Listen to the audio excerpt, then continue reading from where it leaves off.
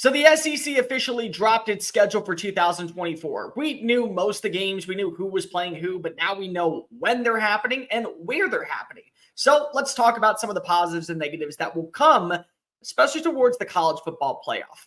If you are new here, welcome on into the channel. My name is Cole Thompson. I'm a radio show host based in Houston, and I talk college football daily. So if this is the type of content you enjoy, plus coaching searches, anything going on with the transfer portal, bowl eligibility, and a bunch of other nonsense, make sure you smash that subscribe button down below. Leave a comment telling me your thoughts on the future of the SEC, what this entails for expansion with the college football playoff. Tell your friends, your family, your mortal enemies, SEC folks, and college football aficionados everywhere about this channel, because we're on the race and so damn close to 1,000 subscribers. For starters, thank you for even getting me close to that number right now. But the job's not done. We're going to be pushing for 5,000, then 10,000, then 100,000. And ladies and gentlemen, I think if you know anything about me, we are going to get there. So jump on in while the water's fine. Give me a follow on social media at Mr. Cole Thompson. I call it Twitter. You can call it X. We don't have to go tit for tat on this one.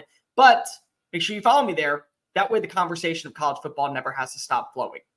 There's four main takeaways I have when it comes to the scheduling for the SEC, and some are positives and some are negatives. But the first thing is give credit where credit's due for out-of-conference scheduling. Everyone always talks about how the SEC plans with cupcake games because they don't want to hurt their chances of being represented in the CFP. Well, that's changing at least for the next 2 years because we're going to 12 teams. And so are the schedules. We're no longer getting every weekend Western Kentucky coming to town or Tennessee at Chattanooga or Charleston Southern or the Citadel. And yeah, those will be games on the schedule for some teams going to week 11, going to week 13, going to week 7.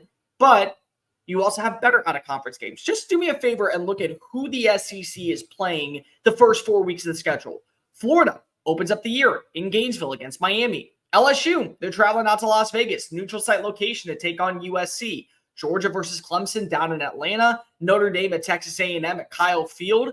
That's just week 1. We continue down the pathway. Texas goes to Michigan. They're playing in the Big House as part of a home-and-home schedule. Arkansas is taking on Oklahoma State at Boone's Pickens. Tennessee goes to Raleigh to take on NC State. Alabama's traveling up to Madison to take on Wisconsin. And LSU, once again, is dipping their waters in the Big Ten, taking on a team such as UCLA.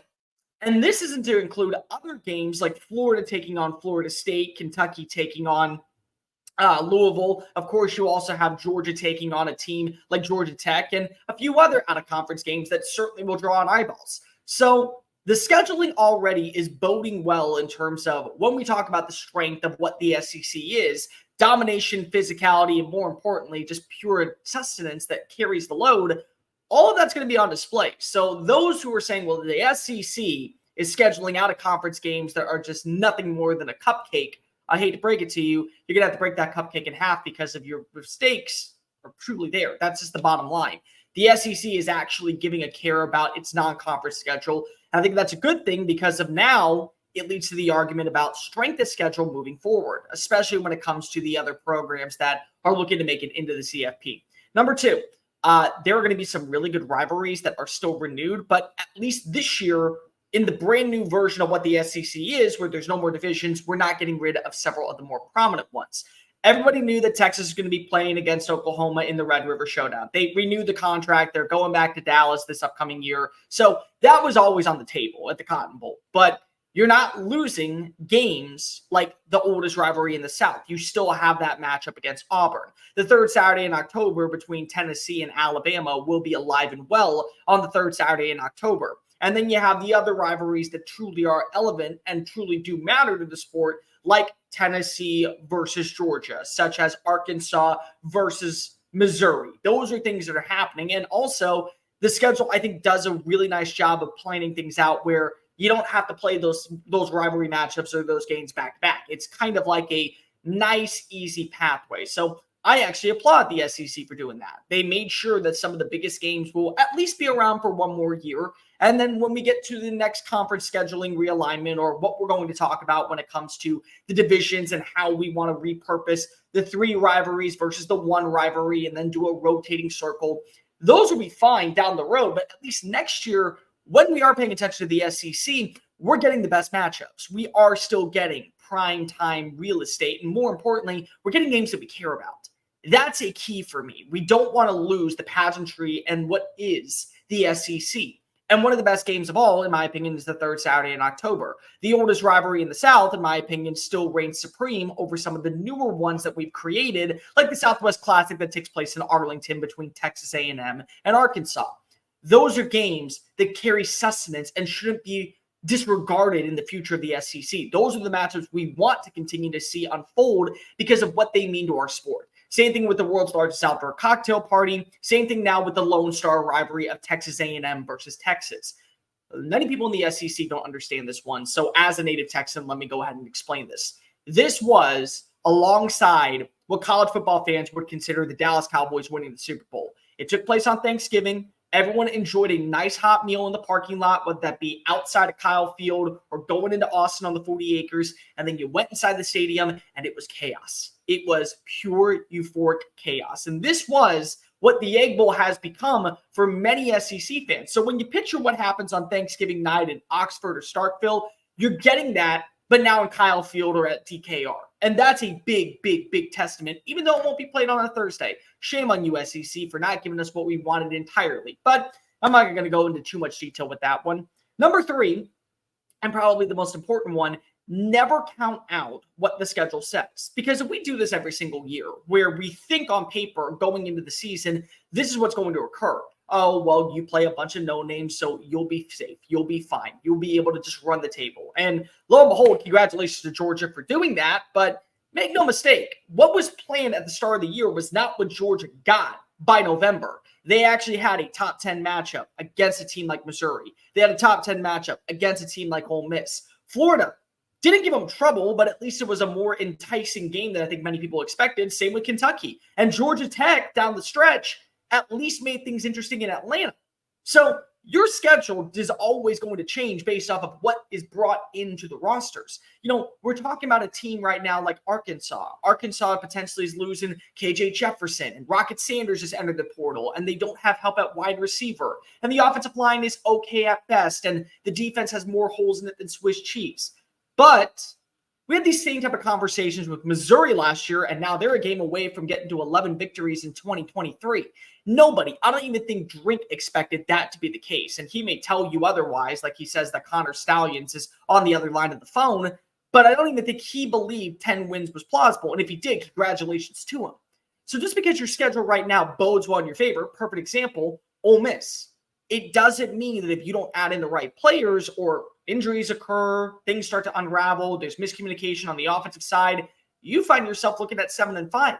I mean, Ole Miss right now, in my opinion, should absolutely be a favorite to make the college football playoff in 12 teams because of what their schedule entails. They don't have to play against a team like Alabama. Against a team like Alabama. They don't have to go up against Texas A&M. Their toughest matchup is against Georgia.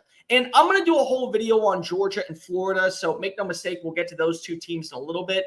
But your schedule drastically changes along with the teams that are moving forward. If the team continues to see progress and growth, congratulations. What used to be called a cupcake or a run-of-the-mill or a game that was not going to draw on eyeballs, people are fixated on what's coming toward your campus. People are starting to pay attention because now we're talking about maybe a top 10 matchup or a top 15 matchup. And this has massive implications when it comes to the college football playoffs. So just because your schedule looks fine now does not mean that it's going to be come November or late October or when spooky season comes around, you're the one getting spooked because if you didn't have enough resources to prepare for this game. That's what you have with the SEC, which brings me to my fourth and final point about the scheduling. We're going to have some problems moving forward with the college football playoff, and rightfully so, because there's going to be a ton of conversations that go on in circles among SEC presidents and athletic directors once the first playoff appearance unveils. Once we get the 12 rankings that come out and we get to see who is in and who's not, we're going to have a lot of problems for a variety of reasons, but probably the main one, which is the biggest lie in college football and sports everywhere. You are what your record says you are. That is a hock of crap. Plain and simple. I hate to break it to you. You can go ahead and argue with me all you want about how records don't matter because they don't. A schedule in the SEC is much more rigorous than a schedule in the American Athletic Conference or the Sun Belt or the Mountain West or sometimes even what the Pac-12 used to be. Now, I'm going to give credit real fast. The Pac-12 this past year was phenomenal. It was the bee's knees. It was the pinnacle of college football. And how dare the bureaucrats that took away our sport are now taking away the Pac-12. That was a game and that was a conference that many you and I loved. And we appreciated and we enjoyed being up at 1 a.m, seeing what was going on out in Palo Alto or Tempe. But that's neither here nor there. The bottom line is that a schedule in the SEC is much more rigorous than that. And it's going to get even tougher now that you're adding in Texas and Oklahoma. Texas, they're playing in the college football playoff. And also, they look like that they're returning a ton of talent, quality talent, proven talent, at positions of value that will only strengthen what we view Texas as going into next year. So there is no walk in the park for anybody who is saying, oh, welcome to the SEC, Texas. They're ready with the gloves put on to strike back. They're already there. And Oklahoma, even though they didn't lose some players primarily on the offensive line, they lost Dylan Gabriel. You have to hope that Jackson Arnold will start the era off on a promising note against Arizona in the Alamo Bowl. But their defense is going to be fundamentally sound. They're returning enough talent. And even though they did lose Jeff Levy, if you feel Seth Luttrell is the right guy to lead the charge offensively, you're in a very good spot. You're in fact, probably the best situation possible to only see continued growth to get to 10-2.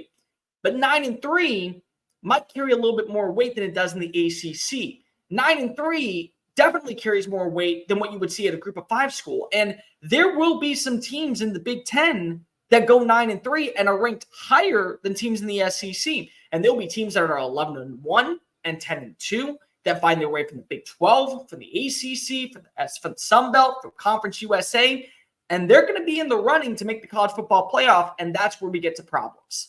Because of, are we taking the teams with the best record or are we taking the best teams? That is the switch. That is the 180 that will eventually occur with a lot of these programs. And more importantly, it's going to play a factor in future expansion for the college football playoff.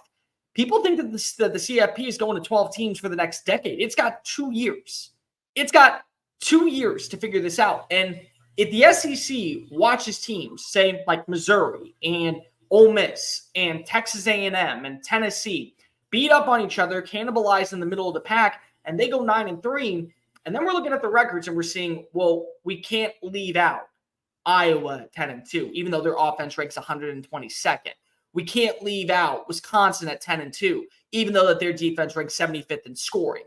Then it becomes a problem because why would you schedule those out-of-conference games where they're only going to hurt you? And more specifically, why are we playing the schedule knowing that we're beating up on each other and putting together quality products every Saturday, only to be left out in the dust and have to play at a non-conference bowl game or a non-New Year's Six bowl game or a non-college football playoff bowl game? Instead, we have to go to the Citrus Bowl, or we have to go to the Gator Bowl, or we have to go to the Music Bowl. Even though we did our job, we cannibalized each other, and now we're left for dead. Because the SEC, that's what you have.